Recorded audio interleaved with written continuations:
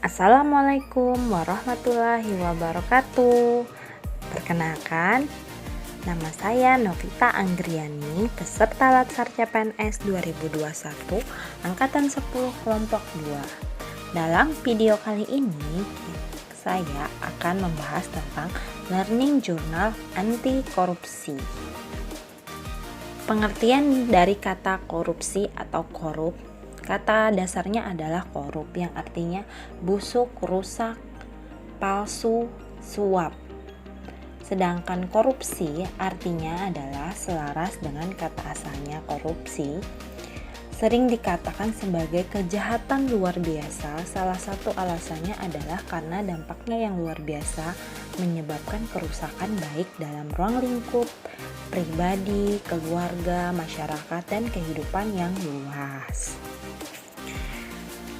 Dengan memiliki kesadaran anti korupsi, kita sebagai ASN dan masyarakat akan lebih mantap untuk memastikan bahwa seluruh unsur dalam diri kita, baik pikiran, emosi, ucapan, dan tindakan atau perilaku, semuanya akan anti korupsi dan terbangun kebiasaan terintegritas.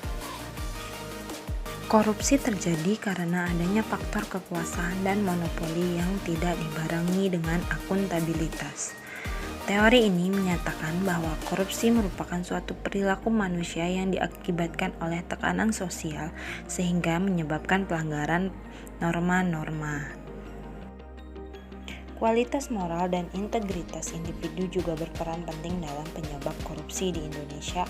Dari faktor internal, adanya sifat serakah dalam diri manusia dan himpitan ekonomi serta self-esteem yang rendah dapat membuat seorang melakukan korupsi. Adapun beberapa pernyataan ahli yang menyimpulkan beberapa poin penyebab korupsi di Indonesia. Pertama, penegak hukum yang tidak konsisten. Kedua, penyalahgunaan kekuasaan atau kewenangan. Ketiga, langkanya lingkungan yang anti korupsi. Keempat, rendahnya pendapatan penyelenggara negara. Kelima, kemiskinan atau keserakahan.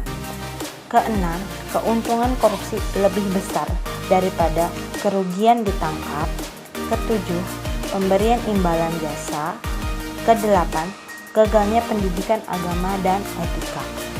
Berikut adalah dampak negatif dari tindakan korupsi itu sendiri.